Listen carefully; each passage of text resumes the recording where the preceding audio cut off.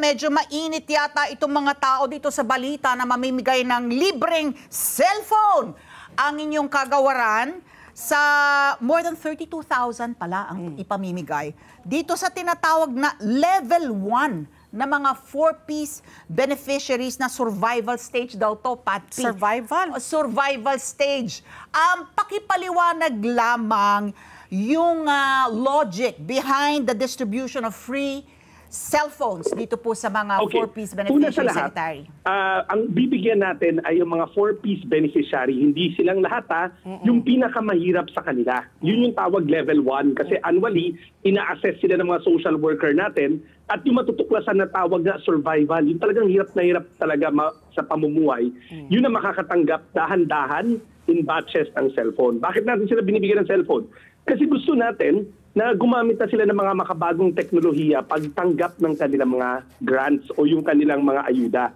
Kung tatandaan nyo, right now, lahat yan, yung 4.4 million na 4-piece beneficiaries, para makakuha ng pondo, nung binibigay sa kanila na tulong pinansyal ng gobyerno, pupunta sila sa ATM ng Land Bank. Yeah. Sa mga probinsya, sa mga malalayong lugar, minsan 8 oras para makapunta sa pinakamalapit na land bank branch. Kasi bababa ng bundok, sasakay ng barko, ng bangka, pagdating doon, magta-tricycle. So imagine mo yung hirap na dinadanas nila. At kadalasan, wala rin nagbabantay sa kanilang mga anak. So akay-akay pa nila yung mga anak nila sa biyahe na yon para lang makuha yung tulong pinansyal na natatanggap nila kada 2 months, no? Kada buwan. Ngayon, alam naman natin ang GCash, napaka-prevalent na, ang dami na niyan. So, ang gusto natin, ang logic dito, instead of ATM, lipat na sila sa e-wallet o sa GCash. Kasi sa mga lugar nila, napakaraming GCash merchant na pwede nilang gamitin para i-withdraw yung kanilang mga grant. Pero natuklasan namin na dahil nga survival mode sila, ibig sabihin yung hirap talaga sa buhay, karamihan sa kanila, yung mga phone nila analog. So, nagmabuting loob ang Globe at ang GCash na gumawa ng use cellphone drive. Ibig sabihin, yung mga subscriber nila, yung mga lumang phone, ibinigay sa Globe. Yung Globe naman, ibinigay yun sa kanilang mga supplier at pinalitan ng bago na cellphone, na smartphone, mababang klase lang nga. So yun yung logic doon. Padaliin yung pagtanggap ng mga grants natin. Kasi hindi lang to limitado sa level 1. Ibig sabihin, yung mga level 1, sila makakatanggap ng cellphone kasi nga, hirap sa buhay. Pero yung lahat ng 4-piece, ang layunin natin, gradually, huwag na lang ATM kasi parang wala na atang masyadong gumagamit ng ATM ngayon. Mas madali na talaga itong mga e-wallets na to. Well, that's a very good... libre? Libre, kasi so, nga use cellphone. Walang gas ng Globe. Ng Globe. Inanino na lang, kumbaga refurbish ng Globe. So, that's good, no? I agree with you na parang going forward, dapat high-tech na rin. Mas mabilis nga na lang kung gagamitin natin ng Globe. Pero ito, isa pa yung matinding hamon ng DSWD, itong pamimigay po ninyo ng ayuda na ngayon po ay eleksyon na rin po, kampanya na po. Ang galing nyo naman po, Secretary Rex, nakakuha ka ng exemption. Well, alam nyo kasi, ang trabaho naman ng DSWD tumulong sa mga nangangailangan at yung pangangailangan ng taong bayan, hindi yan tumitigil dahil eleksyon lamang. Hindi naman natin pwede sabihin na, huwag ka magkasakit. Wala dapat mamamatay sa pamilya mo dahil election period. So ang sinabi ng COMELEC, yung pag-fulfill ng mandato ng DSWD, dapat labas yun sa exercise nitong eleksyon. Kasi ang tao, mangangailangan at mangangailangan. Ngayon, alam ko na Andy, tatanong nyo, hindi kaya magamit sa politika.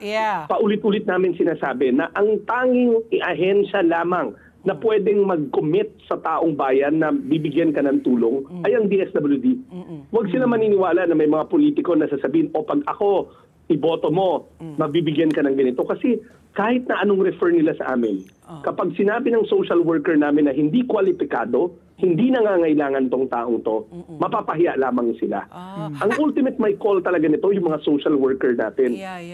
Sila mag-validate at sila ang mag-vet kung talagang may pangangailangan at kwalipikado ang isang beneficiary. Pero may follow-up question lang there, Sec Rex, ang mga politiko, pwede sila magbigay ng referral letter even if it's campaign period. I know they are prohibited from being there, no? They shouldn't be physically present while you're distributing it. But does that exempt them also from giving a referral letter para po makakuha sila, lalo na yung AKAP po? Alam nyo, yung referral na yan, kasi lahat naman nagbibigay ng referral. Mga public service shows sa media will also send us referrals. Yeah. Mga churches, anybody gives us referrals. I would rather na hindi sila magbigay ng referral, pero hindi ko naman kontrolado sila kung sumulat sila. Pero uulitin ko, kahit sulatan nila kami ng referral, at sa mata ng social worker natin, yung nire-refer nila, hindi naman kwalipikado at walang pangangailangan, hindi rin makakatanggap yun.